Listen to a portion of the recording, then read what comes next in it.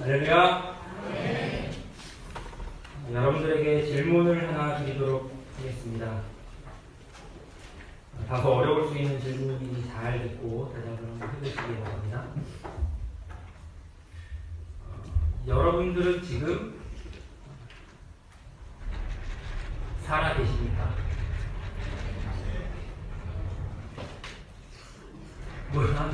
한 10분 살아 계신 것 같아요. 나머지 분들은 지금 순간 고민하셨죠? 나 지금 살아있나? 우리는 다 살아있죠, 지금. 네. 의학적인 측면으로 봤을 때 살아있습니다. 심장이 뛰고 있고, TV를 보면 누른 데다 손을 대고 확인을 하죠. 누워있는 배우에게.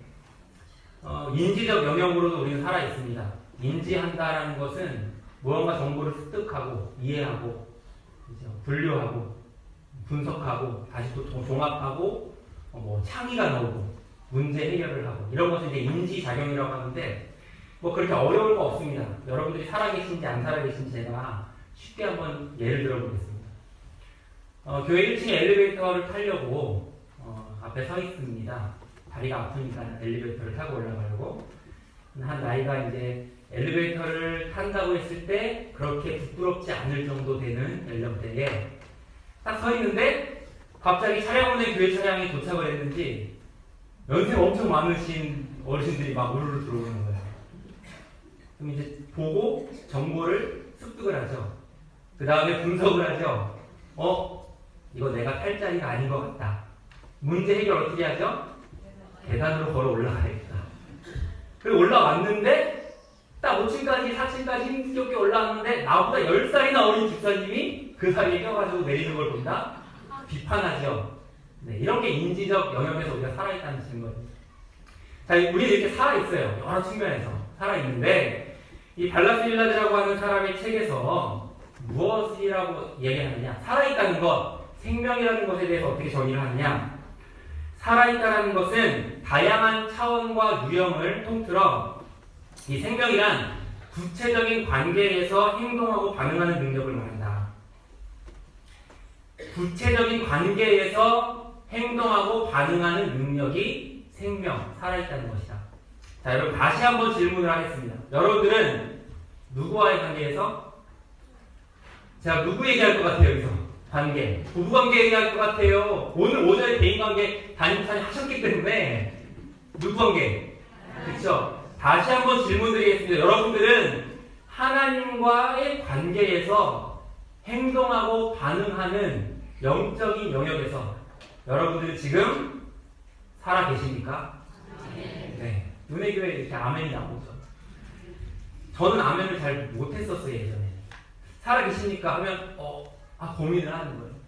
전도사라고 해도 강도사라고 해도 목사라고 해도 직분이 나를 하나님과의 관계에서 어느 순간 툭 그냥 치고 당신 지금 하나님과 영적 관계에서 살아있습니까? 라고 누군가 물었을 때에 네 살아있습니다 라고 소신있게 대답을 할 수 있는 그렇지 못할 때가 있었다. 여러분들 너무 은혜 가운데 은혜 교회니까 은혜 가운데에 모두 아멘이라고 대답을 잘 해주셨습니다. 근데 오늘 이제 본문에서 시편 1편에서 이 복 있는 자를 시냇가의 나무로 표현을 하고 있는데 이 시냇가의 나무를 살펴볼 때에도 우리는 이 살아있다는 것이 이 반응하고 행동하는 것이다라는 것을 살펴볼 수가 있습니다. 시냇가에 나무가 있어요. 얼마나 좋아요, 그죠? 일단은 뭐예요? 시냇가에 있어요. 시냇가에 있다는 것은 시내 아주 가까운 곳에 있다는 거예요. 나무가 너무나 많이 있는데 어떤 나무는 시내에서 떨어져 있기도 하고, 그죠? 이 나무는 정말 복 있게 시내 가까이에 있어요. 시냇가하고 시내하고 가까운 관계다. 친밀한 사이다. 그런 관계에서 어떤 행동을 합니까? 어떤 반응을 합니까?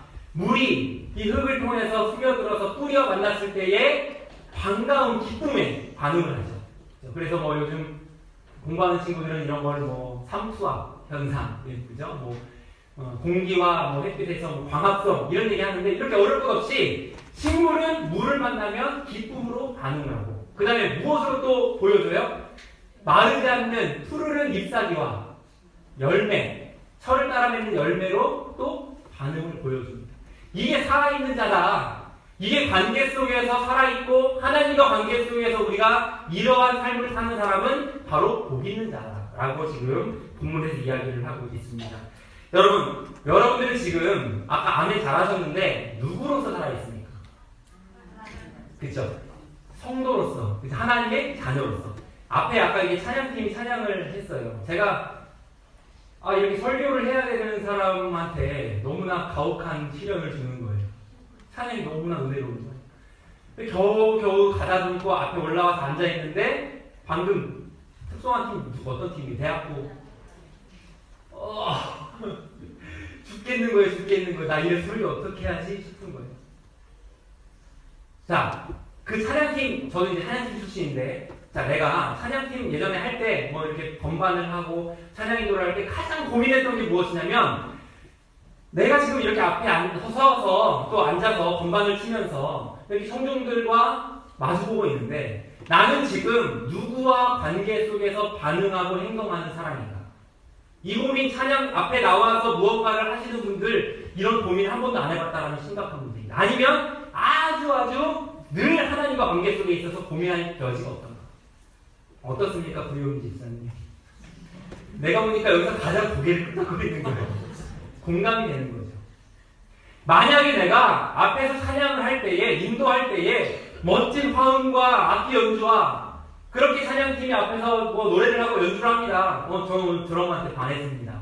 너무나 드럼을, 이 여자가 또 드럼을 치니까 마음을 뺏기게 되는데, 그런데 그 드러머가 앉아서, 저기 있는 사람이 나를 멋있게 쳐다보는 것 같아. 라고 반응을 하고 있으면, 그는 하나님을 찬양하는 찬양자, 예배자로서 하나님과 관계에서 죽어있고, 단순히 그냥 음악인일 뿐입니다. 여러분, 누구와 관계를 맺느냐는 것은 그 사람의 존재의 의미를 이야기하는 겁니다. 어떤 존재가 되게 하는가. 오늘 본문 1절 말씀 한번 같이 읽겠습니다. 시작.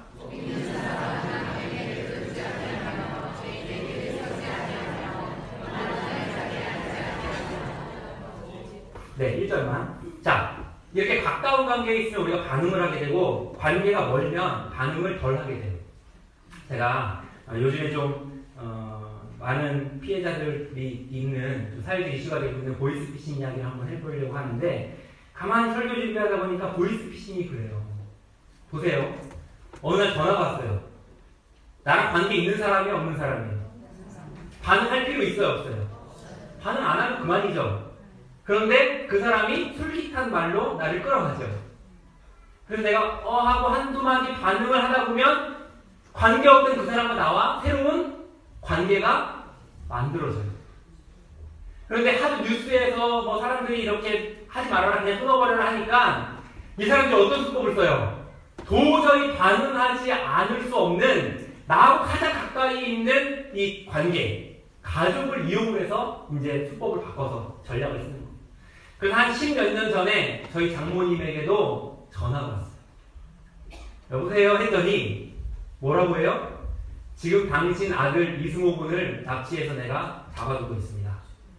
근데 옆에서 누가 울면서 엄마 그러는데 우리 장모님이 들어보시기에 아들 목소리하고 똑같으래요.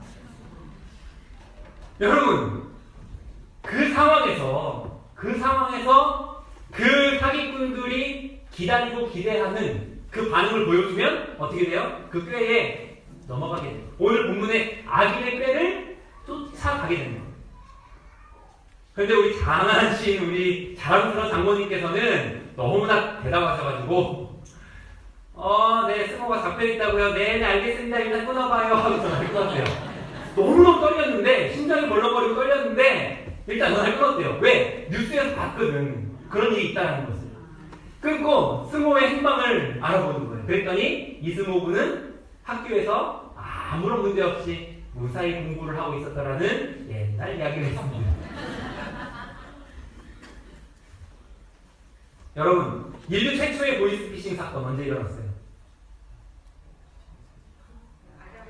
그렇죠. 야, 이거를 나는 대학생 친구들이 맞출 줄 알았는데 되게 연배가 높으신 분들 쪽에서 답이 나왔어요. 센스가 좀 떨어져요. 금방 가세요. 인류 최초의 보이스피싱. 보이스피싱이라는 단어가 뭐냐면 말로, 음성으로 어떠한 개인 정보를 가지고 낚시를 하는 거예요. 낚아내는 거예요. 그죠? 뱀이 하와하고 아담은 누구하고 관계 속에 살아가고 있었어요? 하나님과 관계 속에서 잘 살아가고 있었어요. 하나님께서 뭐라고 했어요? 저기 있는 선악과하고는 관계를 맺지 말아라.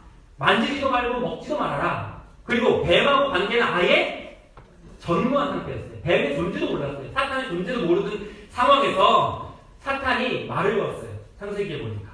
뭐라고 말을 걸어요? 저 나무실과 다 누리는데 저거 먹지 말라고 하더냐? 다 누리는데 저거는 먹지 말라고 하더라. 왜 그러느냐? 그래서 반응을 보여주는 거예요.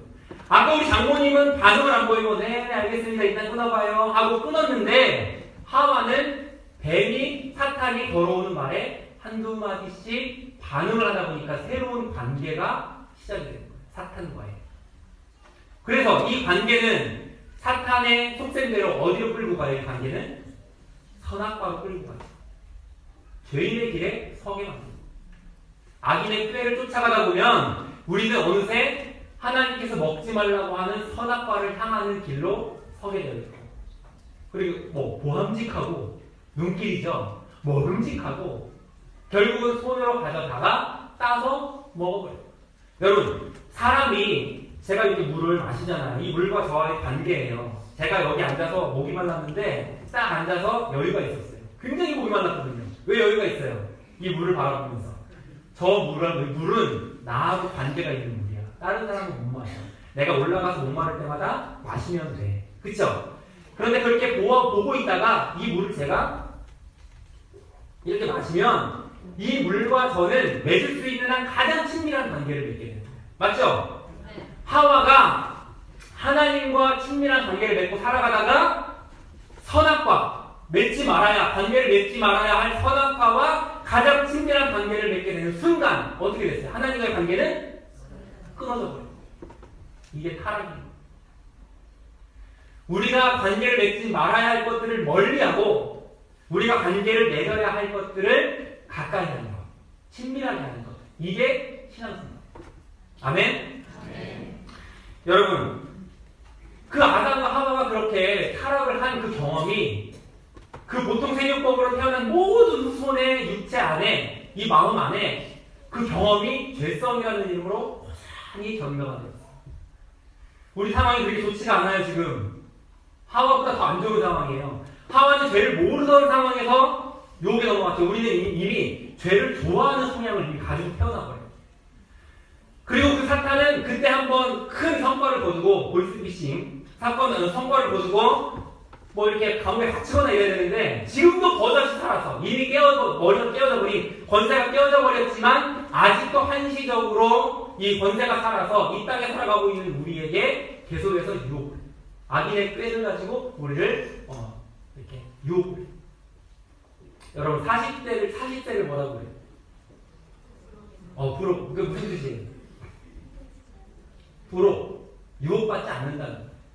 여러분 40세 되신 여러분 40세 오늘 구영희 집사님하고 저하고 관계가 자꾸 맺어지고 있어요. 진짜 유혹이 없으세요? 집사님 진짜 유혹이 없으세요? 40세가 되니까? 네. 그 정도면 답이 됩니다. 여러분 제가 검색을 해봤더니요, 진짜 제가 조금 있으면 40세가 되거든요. 나도 그러니 그때 내가 유혹을 안 받는가? 기대가 돼가지고 알아봤어요. 알아봤더니 여러분 가당치도 않아요. 이건 누가? 공자는요, 여러분 15살에 학문의 뜻을 두었고 30살에 학문을 다 마스터했대요. 그런 다음에 40살이 돼서야 유혹에 빠져들지 않았대요. 이건 공자 이야기예요. 아주 특출난 사람의 이야기예요. 그럼 그 공자가 그렇게 유혹에 안 빠져들고 학문을 통달해서 더 말았어요? 아니요. 기죽을 필요 없습니다. 공자보다 더 대단한 분들이 여기 있는 분들. 아까 앞에 나와서 시상식 이렇게 했던 주일학교 친구들이 그 30살의 모든 학문을 다 통달한 공자보다 훨씬 더 대단한 존재예요. 왜? 공자는 하나님과의 관계까지 나아가지 못했는데 우리는 이미 하나님과의 이 자녀의 관계, 부모 자녀의 관계를 맺은, 영적인 관계를 맺은 하나님의 자녀이기 때문에 천국 백성이기 때문에 우리가 대단한 존재예요. 그러니까 구용희 집사님이 40대가 되었는데도 온갖 유혹이 막 나를 힘들게 해도 힘들어하지 말고 실망하지 말라는 거예요. 여러분 오늘 대학원 신예배죠? 네.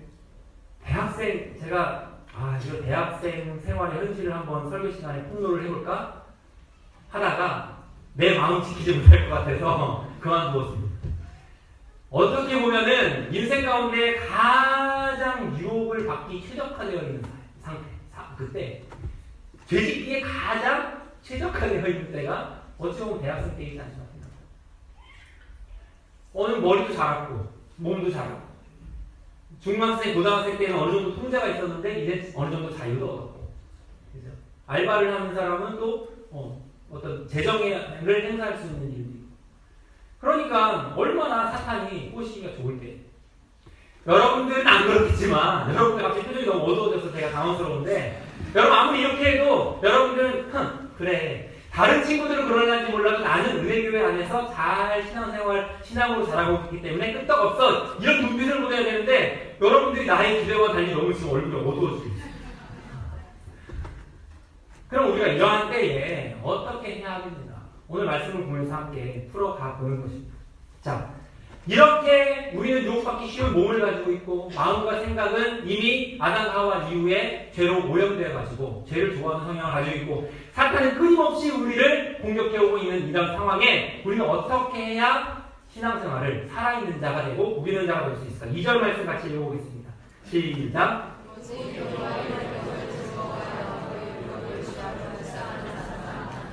아멘. 여러분 여호와의 율법을 즐거워한다. 즐거워한다. 저는 신앙생활 참 즐겁게 했어요. 주일학교 때도 중학교, 고등학교 때, 대학생 때, 청년시절 때 너무나 즐거웠어요. 교회 안에서 이루어지는 모든 행사는 다 참석을 하고 얼마나 즐거웠는지 몰라요. 그런데 제가 시간이 흐르고 나서 깨달았어요. 즐거움이 다가 아니구나. 내가 고백해야 되는 하나님과의 관계에서 내가 고백하고 나의 지금 신앙인으로서의 어떠한 그런 심정 상태, 내가 누리는 기쁨, 이것을 표현하는 데에는 즐거움이라는 표현으로 한계가 있구나. 이런 생각을 하던 차에 이런 이야기가 있습니다. 보세요.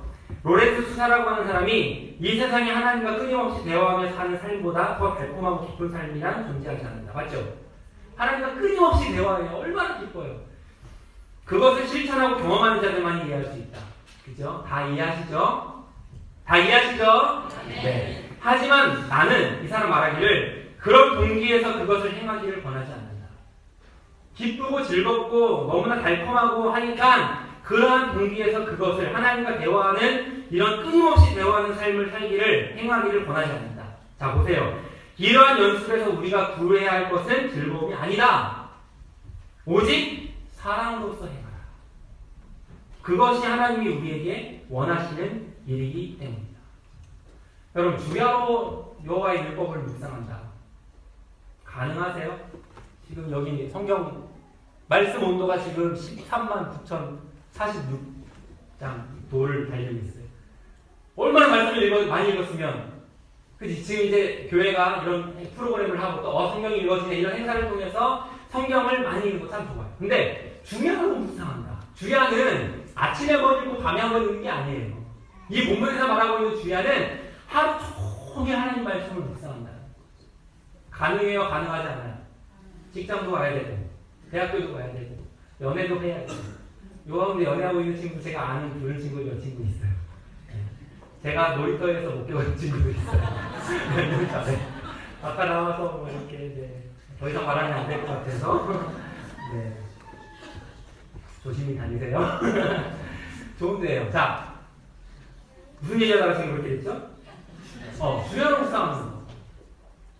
그런데 이 주야로 주님을 묵상하고 하루 종일 날마다 무시로 기도를 한다는 것. 이거 어떻게 되는 것이지? 그런데 이것을 할 수가 있어요. 어떻게 하면 되느냐? 하나님과 연애에 빠집니다. 여러분, 연애를 해보면 지금 이 연애에 대한 감각이 거의 기억이 안 나시는 이제 구용희 집사님은 네, 그냥 웃죠, 그냥. 그랬었나, 그때? 뭐 이러시겠지만, 연애를 하면 어때요? 자, 내가 지금 연애를 하고 있는데, 첫사랑에 빠져서 연애를 하고 있는데, 내가 오늘 밤에 잠을 자고 내일 아침에 눈을 뜨면 하나님이 아니고 여자친구를 떠올리면서 내가 입가에 미소를 띄우면서 기분 좋게 잠을 깨야지 라고 생각하고 판단하고 작정하고 결심해서 그렇게 해요? 아니죠. 그냥 너무 좋다 보니까. 그리고 애인에 대해서 사랑하는 사람에 대해서 알아가는 게 수고롭고 힘들어요? 아니죠. 귀찮지 않죠. 너무나 즐거운 과정이죠. 여러분, 하나님과 열애에 빠지시기를 주님의 이름으로 축원합니다. 하나님과 사랑에 빠지면 그냥 허파에 바람든 사람처럼 실실 웃고 그러다 갑자기 또 눈물을 흘리고 아침에 자다가 일어나면 내가 웃고 있는데 입가에 미소가 지어지고 있는데 이게 뭔 때문이지? 생각해보니까 하나님 때문이야. 말씀을 읽을 때마다, 찬송을 부를 때마다, 들을 때마다, 설교를 들을 때마다, 교회에 발걸음할 때마다 마음에 뭔가 기쁨이 넘치는데 뭐 때문이지? 내가 왜 이렇게 즐겁지? 그전에는 찬양하는 게 즐거웠고 악기 연주하는 게 즐거웠고 뭐 이렇게 동기별 모임하는 게 즐거웠는데 정말 하나님과의 사랑에 빠지고 나니까 이 즐거움이 진짜가 아니고 하나님 자체로 그냥 너무 좋아요. 그런 관계가 되면 그래서 여러분 하나님께서 우리에게 가장 큰 계명 뭐라고 그러셨어요? 하나님을 사랑. 그 다음에 두 번째로 여러분 예수님이 요한의 아들 시몬아라고 부르신 다음에 내 양을 치라 하셨어요? 봉사하라고 하셨어요? 여러분들은 지금 봉사하는 자로서 살아있습니까? 하나님을 사랑하는 자로서 살아있습니까? 무엇이 전제가 되어야 된다? 예수님과 요한의 아들 시몬의 대화를 통해서 우리는 알 수 있어요. 무엇을 먼저? 내가 나를 사랑한다. 그 다음에 사랑이 한 번 물어서 안 될 것 같으니까. 왜? 한 번 물어가지고는 앞에 내가 나를 사랑하느냐라는 거 잊어버리고 내 양을 먹이라. 양 먹이겠습니다. 이것만 가지고 갈까봐 두 번 또 묻는 거야. 요한의 아들 시몬아, 내가 나를 사랑하느냐? 방금 대답했는데 뭘 또 묻고 그러죠? 주님 사랑하는 거 알잖아요, 주님이. 그쯤 하면 되겠는데 또 세 번째 묻습니다. 성경에서 여러분 한 번만 얘기 안 하고 두 번 반복, 세 번 반복한다는 건 엄청나게 중요한 일이에요. 대학부 친구들한테 예수님이 묻는 거예요. 너희들 대학부 SFC 운동원으로서 뭐 봉사 많이 하고 그래 뭐 이렇게 전도 많이 하고 좋아, 너무 좋아. 그런데 그게 다가 아니라 주님은 무엇을 확인하고자 하느냐? 너가 대학부 친구들아, 너가 나를 사랑한다. 봉사하느라 정신없어요 지금. 잠깐만요. 사랑은 지금 됐고 지금 이거 데코레이션 해야 돼요. 우리 찬양 연습해야 돼요. 그게 아니라 가장 먼저 우리에게 확보되어야 될 것은 관계는 무엇이냐? 하나님과 우리와의 일을 시켜서 일에 순종하는 관계가 아니라 하나님과 사랑하는 관계. 이게 먼저 전제가 돼요. 이 사랑의 분량이 봉사의 이 분량을 덮어줘야 되는데 봉사의 분량이 사랑보다 더 커지게 돼버리면 오류가 나요. 아파요. 상처가 있어요. 다투게 돼요. 쓰러지게 돼요. 뒤로 넘어가요. 그래서 오늘 제목이 뭐예요? 제사보다 뭐가 귀해요? 순종이 귀해요. 제사는 예배죠 지금. 예배 드리는 거 너무 귀해요 여러분. 아침에 예배 드렸는데 점심 먹고 졸릴 시간에 또 박수 앉아있잖아요. 얼마나 귀해요. 그죠? 수요일날 또 오고 금요일날 또 오고 너무나 귀해요. 근데 예배를 아무리 많이 드려도 순종하는 마음이 함께 동반되지 않는 예배는 그쵸? 순종하는 마음이 동반되어야 더 귀합니다. 그러니까 순종이 귀하다는 거예요. 예배를 드렸으면 그 예배 시간에 주님과 사랑을 나누었으면 말씀을 들었으면 삶 속에 들어가서 순종하라는 거예요. 그런데 순종은 열심히 해요. 근데 순종하느라 너무 바빠가지고 하나님 사랑을 겨울고 있어요. 순종보다 더 나은 건 뭐예요? 사랑입니다. 여러분 3절 말씀 한번 읽어보겠습니다. 시작.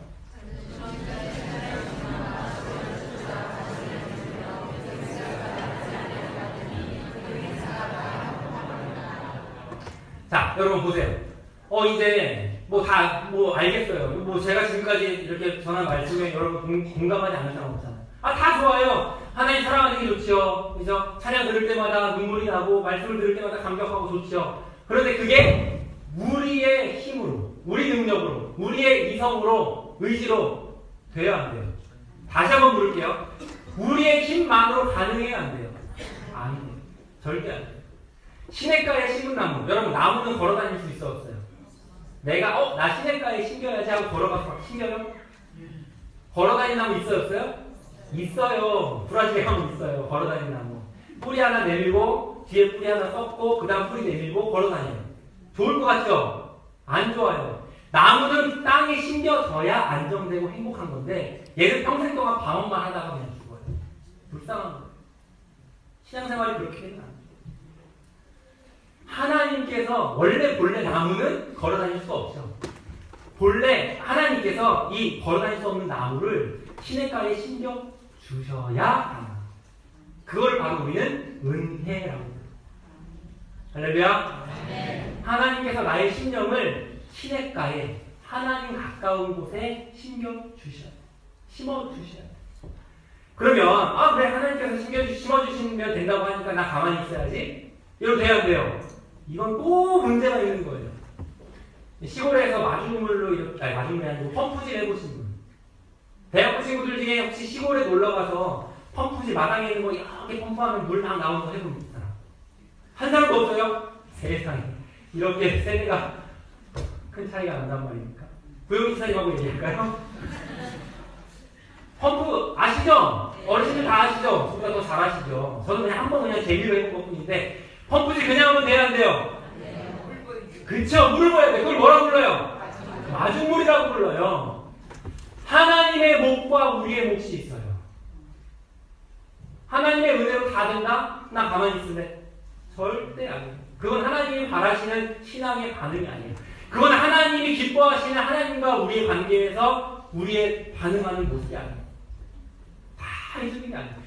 이제 제가 우리 첫째 아들 유리한테 아빠한테 사랑한다고 말해봐. 이제 제가 유리한테 유리야 아빠 사랑해. 유리가 아빠한테 사랑한다고 해야지. 아빠 사랑해.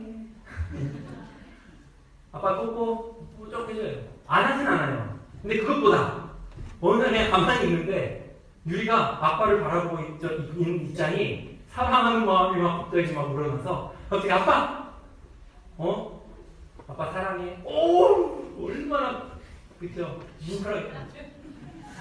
여러분 왜 그러십니까? 우리 아들과의 저의 이 사랑을 무시하십니까? 갑자기 그냥 내가 뭐 하고 있는데 와서 유리가 아빠 볼에 착 뽀뽀를 하는 거예요. 얼마나 기쁘겠어요.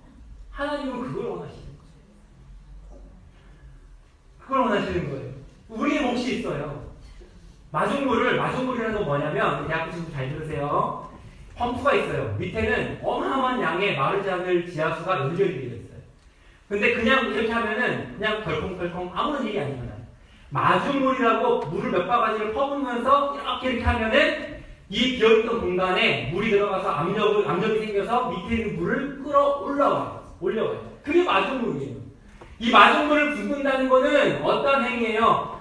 이 지하에 보이지는 않지만 어마어마한 양의 지하수가 있구나. 내가 마중물을 부어서 펌프질 하면은 이 많은 물이 우리에게 공급되어야 되겠구나. 똑같아요. 하나님이 우리에게 전적으로 궁극적으로 모든 것을 그대로 베풀어 주시는 게 맞아요. 특별히 영혼이 구원받는 것, 죄인이 의인이 되는 것, 죽은 자가 살아나는 것을 하나님 100% 주시는 은혜예요. 근데 그 다음에 이렇게 예수님을 믿은 그리스도인들이 이 땅에 살아갈 때에 정말로 살아있는 자가 되려면, 정말로 복 있는 자가 되려면 하나님의 몫이 있고 우리의 몫이 분명히 있다. 성경을 펼쳐야 돼요.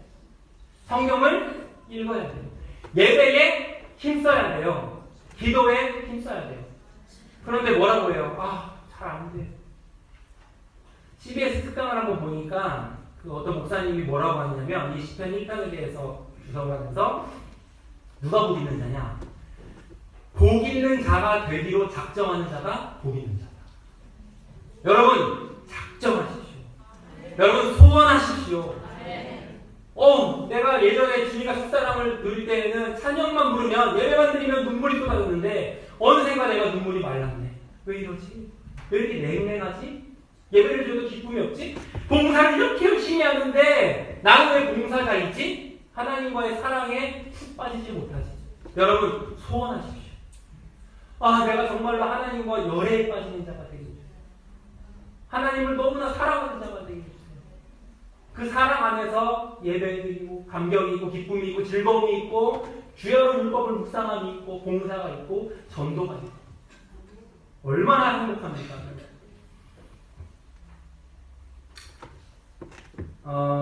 이제 너무 개인적인 얘기 안 하려고 하지만 요거는 이제 하나만 할게요. 아까 유리 얘기를 했는데 그냥 제 진짜 개인의 얼마 안 된 고백이에요. 얼마 안 된 간증이에요. 여러분 제가 표현을 잘할 것 같아요? 못할 것 같아요? 잘할 것 같아요. 이게 문제예요.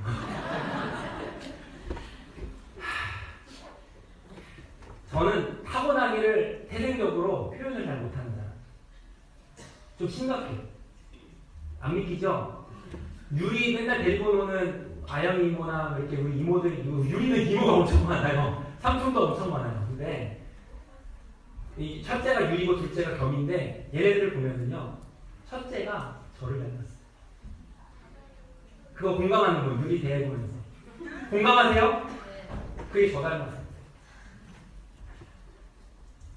겸이는 뭐 표현하라 그러면은 사랑해요 다 표현해요. 근데 유리는 아빠 사랑해요 해봐 그러면은 다른 거 할 때는 막 소리 지르고 막 하다가 뭔가 표현해야 되는 거 무언가 마음을 표현하는 것을 시키면은 이렇게 되면서 아빠 사랑해요 이래요. 제가 예전에는 그게 가슴이 아프지도 않고 아무런 감각이 없었어요. 그런데 제가 어떠한 계기를 통해서 예전에는 아빠로서 죽어 있었어요. 저는. 아까 존재, 반응. 저는 저희 아이들과 구체적인 관계에서 반응하고 행동하는 것에 있어서 죽어 있었어요. 그래서 존재로서 아빠로서 죽어 있던 사람인데 이제는 다시 태어났어요. 그러다 보니까 여기가 그 모습에서 제 모습을 발견하니까 너무 마음이 아픈 거예요. 제가 지난 이 시간 동안 이렇게 살아오면서 얼마나 그 표현 못하는 것 때문에 힘들었던 참 괴로워요. 여러분 저는 앞에 서 있는 사람이 옆 사람한테 인사하라고 하는 거 제일 싫어요. 미치겠어요. 나는 왜 옆에 사람한테 인사를 하라고 그래. 나 모르는 사람인데 이 사람도 보니까 나하고 인사할 마음이 없어 보니까 별로. 아까 낮에 저기 위에 앉아가지고 제가 오른쪽에는 인사했어요. 인사 받았어요. 왼쪽 쳐다봤는데 이분도 보지 마. 나한테 인사하지. 그래서 나 그냥 안 했어요. 이 설교 준비하면서 그 상황을 겪으니까 더 마음이 와닿아요. 힘들어하는 사람이 오죽하면 저희 어머니하고 저하고 팔짱 끼고 찍은 사진이 딱 하나밖에 없고 바닥에 얼음이 얼어 있어야 어머니가 팔짱을 끼고 걸어갈 때에 제가 납득이 돼요. 그 정도로 표현을 못하는 사람. 조금 더 개인적인 얘기 조금 해볼까 이거 준비한 건 아닌데 오죽하면 저희 아내를 이제 어머니한테 이렇게 인사를 하고 이렇게 하고 갔는데 저희 형도 같이 있었어요. 저희 형 어떨 것 같아요? 표현 못해요. 잼뱅이에요. 저희 아버지 못해요. 우리 집 남자들 매력이에요. 어머니가 너무 걱정이 되는 거예요. 옛날부터 그랬어요. 제가 대학생 때부터 너 이래가지고 연애 못한다. 너 이래가지고 연애 못한다. 남자가 좀 표현도 하고 해야 되는데 어떡하냐.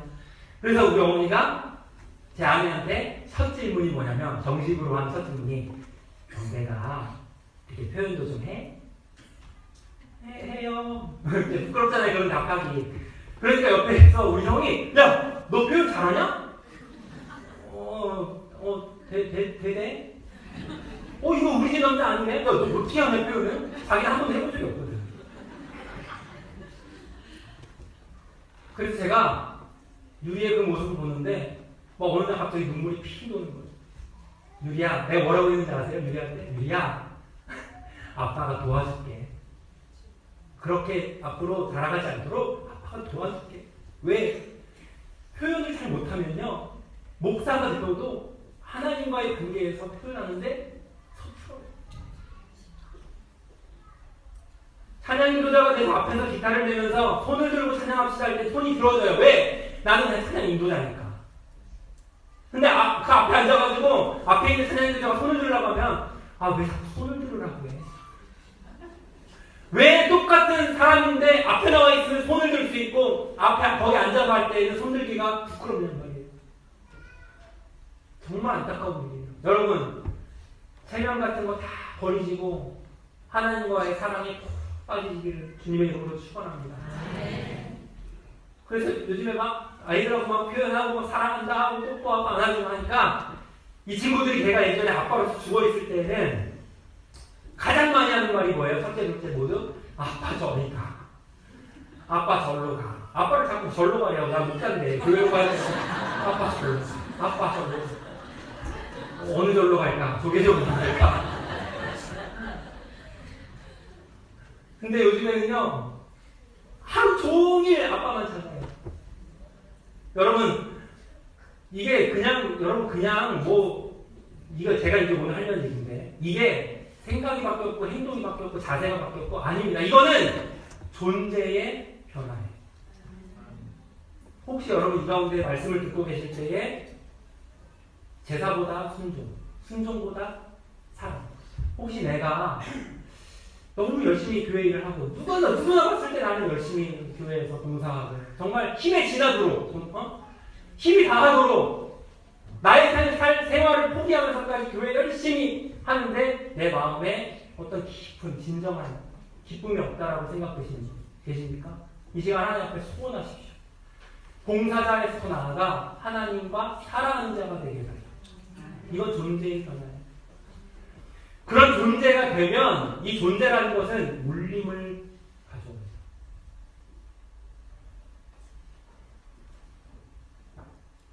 그 4절, 5절, 6절 말씀 마저 같이 한번 읽겠습니다. 시작. 악인은 그렇지 않으며 오직 바람이라는 저와 같도다. 그러므로 악인이 심판을 견디지 못하며 죄인이 의인의 회중에 들지 못하리라. 대저 의인의 길은 여호와께서 인정하시나 악인의 길은 망하리라.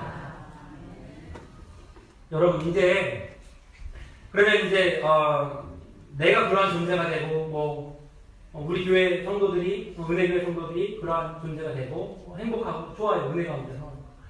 그런데 하나님이 아까 뭐라고 했어요? 첫째 계명은 나를 사랑하고 둘째 계명은 이웃을 사랑하고. 물론 제가 가장 가까운 이웃은 가족일 수 있죠. 그러니까 내가 가족을 사랑하는 거, 이웃 사랑하는 거예요. 여기에서 멈추라는 이야기예요. 가만히 보세요. 가장 큰 계명 그거 이야기해놓고 또 하나의 계명이 있어요. 또 다른 계명도 지상 최대의 명령. 요한의 아들 시몬아 사랑하느냐? 그 다음에 내 양을 먹이라. 또 사랑하느냐? 내 양을 치라. 사랑하느냐? 내 양을 또다시 먹이라. 사랑만 가지고 되는 게 아니라 사명까지 나아가야 되는데 그 사명의 가장 첫 번째 사명은 뭐냐? 복음을 전하여 영혼을 구원하는 것.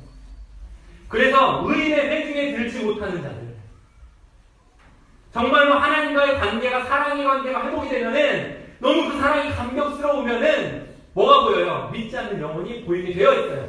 왜 나는 영혼에 대한 열정이 없지? 나는 왜 전도에 열정이 없지? 구령에 열정이 없지? 라고 고민되시는 분들은 물론 좋아요. 전도한다고 할 때 교회에서 열심히 하자고 할 때 순종하고 나와서 하는 거 다 좋은데 궁극적으로 정말로 내가 하나님과의 사랑이 더 깊이 빠지고 더 열렬히 사랑하는 자가 되면 영혼에 대한 사랑은 따라와요.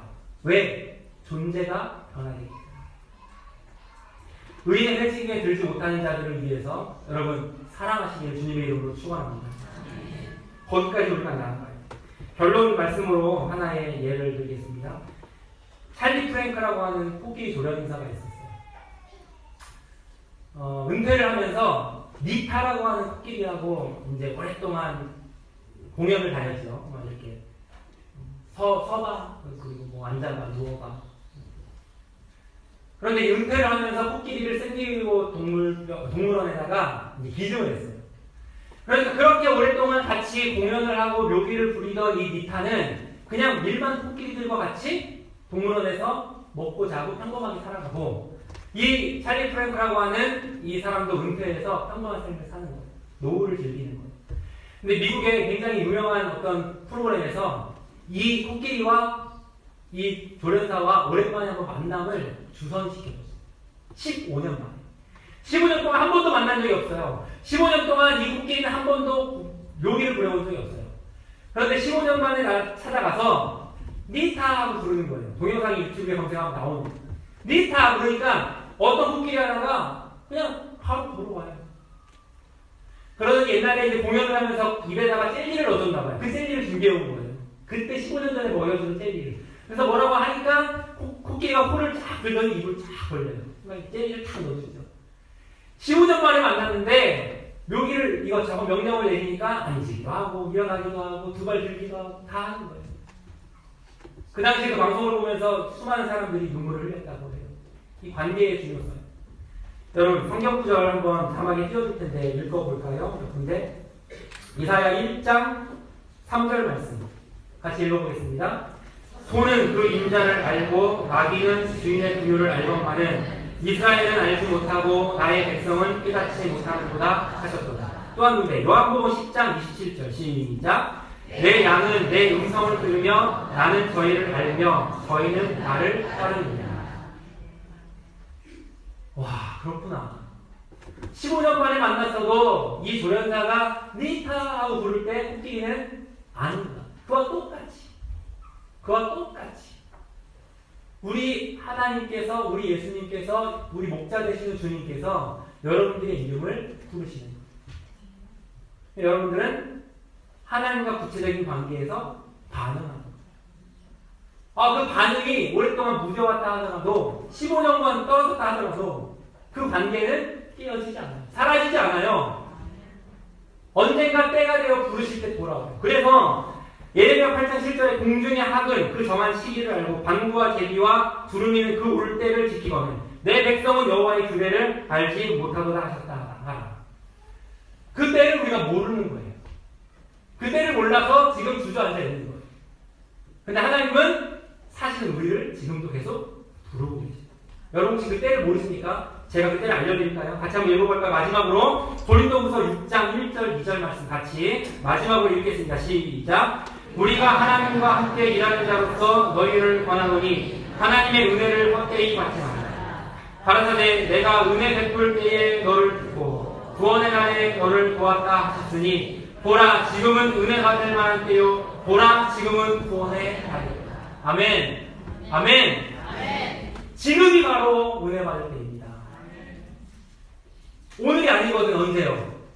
다음 예배 시간에. 그때가 아니거든. 언제요? 그 다음 예배 시간에. 여러분 시냇가에 심어있는 나무처럼 우리는 교회하고 가까이 있어야 돼요. 관계가 가깝고 친밀해야 돼요. 교회하고 딱 고작이라고 하면 이제 새로 오신 새신자 이제 막 주일 성수 열심히 하면서 기쁨을 누리고 있는 분들이 실망하실 수 있으니까 주일 예배 하나의 주일 예배라고 하는 끈으로 하나님과 관계를 맺고 있는 자가 주님과 친밀하고 더 반응을 하겠어요. 아니면 주일 예배. 또 그다음에 구영 지사님? 수요일 예배. 왜 부끄러워하시나요? 금요일 예배, 새벽 예배. 여기서 저도 좀 부끄러워집니다. 애가 셋입니다, 여러분. 정상참자. 그렇게 예배 때마다 바로 그 기도하는 때가 바로 내가 성경을 펴는 이때가 무슨 때라고요? 은혜 받을 만한 때요. 바로 그 지금이 구원의 날입니다. 다시 한번 여러분들에게 강권합니다. 하나님과 사랑에 푹 빠지는 자가 되기를 소원하십시오. 작정하십시오. 마중물을 붓듯이 여러분들의 몫을 다하십시오. 그리할 때에 하나님께서 여러분들에게 그 바닥에 지하수의 물들이 품어져 올라오듯이 여러분들에게 엄청난 그러한 은혜를 베풀어 주실 줄 믿습니다. 그러한 존재가 되어서 이 일대에 여러분들 대학생들 대학가에 존재의 울림을 나타낼 때에 그리고 그 울림 가운데에 담대하게 입을 열어 예수님 믿고 구원받으세요 복음을 외칠 때에 그럴 때에 수많은 택자들이 하나님의 음성을 알아듣고 그렇죠? 주 앞으로 돌아오게 되는 줄 믿습니다. 이러한 구원의 날이 때가 은혜의 시간이 여러분들 신령과 가정과 또 부모와 자녀의 관계 불신자와의 관계 그래서 모두가 함께 우리의 회중에 드는 복이 있으시기를 사랑에 행복에 겨워서 날마다 감격하시기를 주님의 이름으로 축원합니다. 기도하겠습니다. 하나님 참으로 감사합니다. 하나님과 사랑에 빠지는 자가 되기를 소원합니다. 다시금 눈물이 회복되기를 소원합니다. 성경을 읽을 때에 그래 교회에서 읽으라고 하니까 프로그램이 진행되니까 내가 읽어야지 순종하는 거 너무나 귀합니다. 하지만 하나님을 사랑하는 자가 되어서 사랑하는 사람에 대해서 알아가고 있는 그 한마디 한마디가 너무나 달고 오묘하고 귀한 것처럼 그러한 존재의 변화가 있게 하여 주시옵소서. 그래서 교회에서 하는 모든 봉사와 섬김과 이 희생의 자리가 뒤뜰은 종 마냥 내가 좋아서 내가 행복해서 내가 주님을 너무 사랑해서 섬기는 자기의 기쁨으로 멍에를 지는 가벼운 짐을 지는 그러한 존재가 되게 하여 주시옵소서. 내가 먼저 그러한 존재의 변화가 있게 하시고 성령의 도우심으로 우리 가정이 그렇게 변하게 되게 하여 주시옵소서. 우리 자녀들이 변하게 하여 주시고 아버지 하나님 주변에 믿지 않는 많은 사람들 의인의 회중에 들지 못하여 겨와 같이 날마다 날아다니는 그러한 자들이 예수님의 복음을 전하였을 때에 그 음성을 알아듣고 은혜의 교회의 예배의 자리로 나와서 함께 의인의 회중에 들어서 여호와께서 인정하시는 그 자리에서 주님과 사랑의 교제를 하는 귀한 복을 허락하여 주시옵소서. 예수님의 이름으로 기도합니다.